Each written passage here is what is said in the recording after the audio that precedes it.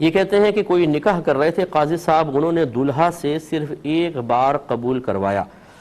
اب رشتہ داروں میں اختلاف ہو گیا ہے، بعض کہتے ہیں کہ یہ نکاح صحیح ہے اور بعض کہتے ہیں صحیح نہیں ہے، کیا حکم شرع ہوگا؟ دیکھیں، جو یہ کہتے ہیں کہ نکاح صحیح ہے وہ بالکل صحیح ہے، کیونکہ ایجاب اور قبول فقط ایک بار ہی ہوتا ہے۔ یہ تو ہمارے ہاں ایک رسم بن گئی ہے کہ ہم 3 بار احتیاطاً قبول کرواتے ہیں کہ اگر گواہوں نے پہلی بار نہ سنا ہو تو دوسری بار سن لیں، دوسری بار نہ سنا ہو تو تیسری بار سن لیں۔ یہ تو نہیں ہو سکتا کہ 3 بار میں 1 دفعہ بھی نہ سنیں، تو اس لیے 3 دفعہ کہلوا لیا جاتا ہے، ورنہ نکاح صرف ایک بار سے ہی ہو جاتا ہے۔ لہٰذا اب جنہوں نے کہا یہ صحیح ہے وہ تو بری ذمہ ہیں، جنہوں نے کہا یہ صحیح نہیں ہے، یہ اچھی طرح یاد رکھیں، وہ سب کے سب گناہ کبیرہ کے مرتکب ہوئے۔ کیونکہ میں نے آپ کو بارہا سمجھایا ہے کہ آپ کا یہ کہنا یہ جائز ہے ناجائز ہے، یہ شرعی مسئلہ ہے، یعنی گویا کہ آپ نے شرعی مسئلہ بیان کیا، آپ نے گویا کہ ایک فتویٰ بیان کیا، اور شرعی مسئلہ بیان کرنا یا فتویٰ ذکر کرنا، اس کا مطلب یہ ہوتا ہے کہ آپ یہ کہہ رہے ہیں کہ اللہ تعالیٰ اس کے رسول نے یہ فرمایا، اور جب کہ اللہ تعالیٰ اس کے رسول نے یہ نہ فرمایا ہو تو لازم سی بات ہے کہ پھر آپ گویا کہ اللہ تعالیٰ اس کے رسول کی جانب جھوٹ منسوب کرنے والے ہو گئے، اور جو اللہ تعالیٰ اس کے رسول کی جانب جھوٹ منسوب کرے یہ بہت بڑا گناہ کبیرہ ہے۔ تو ایسے جتنے لوگوں نے فتنہ پیدا کیا، انتشار پیدا کیا اور بغیر علماء سے رجوع کیے خود ہی فتویٰ دینا شروع کر دیا، انہیں اللہ کی بارگاہ میں توبہ کرنی چاہیے۔ رحمت کونین صلی اللہ علیہ وسلم ارشاد فرماتے ہیں کہ جس نے بغیر علم کے فتویٰ دیا اس پر زمین و آسمان کے تمام فرشتے لعنت کرتے ہیں۔ اس لیے میں بارہا یہ گزارش کرتا ہوں کہ خدا را علم سیکھیں۔ اگر آپ کو بہت زیادہ شوق ہے تبلیغ کرنے کا، بہت زیادہ شوق ہے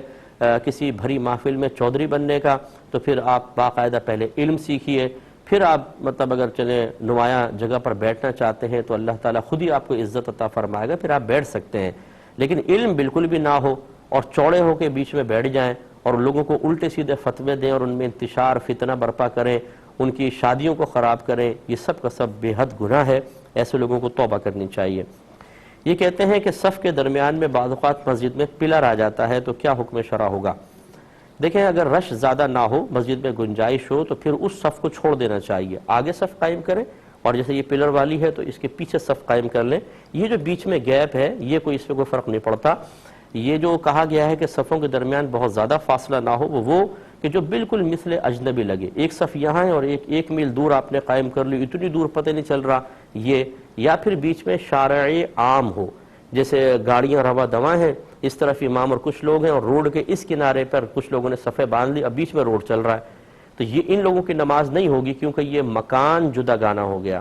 لیکن اگر ایک ہی مسجد کے اندر ہیں اور کسی صحیح مصلحت کی بنا پر ایک صف چھوڑ دیتے ہیں تو یہ جو درمیان میں 2 صفوف کا ایک بظاہر فاصلہ نظر آ رہا ہے، یہ فاصلہ اقتداء کے راہ میں کوئی رکاوٹ نہیں ڈالتا ہے، ان کی نماز بالکل درست ہے۔ یہ میں نے اس وقت بتایا کہ جب رش نہ ہو، اور اگر جمعہ یا عیدین ہو تو بامر مجبوری پھر ان کے بیچ میں بھی کھڑے ہو سکتے ہیں، اللہ تعالیٰ معاف فرمانے والا۔ یہ قطع صف کا مسئلہ انسان کی طرف سے چونکہ نہیں ہے تو لہٰذا گناہگار نہیں ہوں گے، اور چونکہ رش بہت زیادہ ہے، مجبوری ہے، تو بیچ میں کھڑے ہونے والے بھی گناہگار نہیں ہیں۔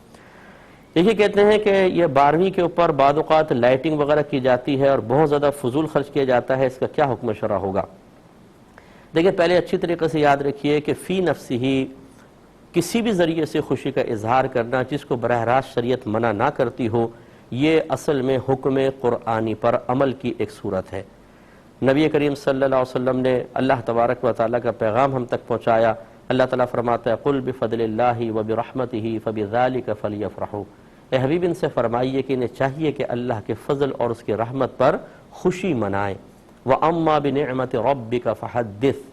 اور بہرحال اپنے رب کی نعمت کا خوب چرچا کرو۔ اس کا مطلب یہ ہے کہ جب ہمیں کوئی نعمت حاصل ہو تو اظہار خوشی کی اجازت خود قرآن دے رہا ہے۔ اب یقینی سی بات ہے کہ خوشی کی اجازت انہی اعمال کے ساتھ مشروط ہوگی جن کو شریعت نے منع نہیں کیا، اور کہیں پر بھی نہیں لکھا کہ جی لائٹنگ کرنا منع ہے۔ لائٹنگ کی کہاں ممانعت ہے؟ کہیں پر بھی نہیں ہے، تو لہٰذا لائٹنگ کرنا کوئی منع نہیں ہے، بالکل کر سکتے ہیں۔ اب اگر یوں ہو کہ مطلب اس میں ریاکاری ہو، فخر ہو، یہ ممنوع ہے، لیکن اس کی وجہ سے لائٹنگ منع نہیں ہوگی، اس میں اعتدال درکار ہے۔ اسی طریقے سے اگر بہت زیادہ خرچہ کوئی کرنا چاہتا ہے، اس میں کبھی کبھار یہ ضرور مشورہ دیا کرتا ہوں کہ آپ بہتر ہے کہ اتنی لائٹنگ پر خرچ کریں، لائٹ ضرور لگائیں اور خرچ میں بھی کمی نہ کریں، لیکن وہ خرچہ اس میں سے کچھ خرچہ بچا کر دینی مدارس کے اندر دے دیں۔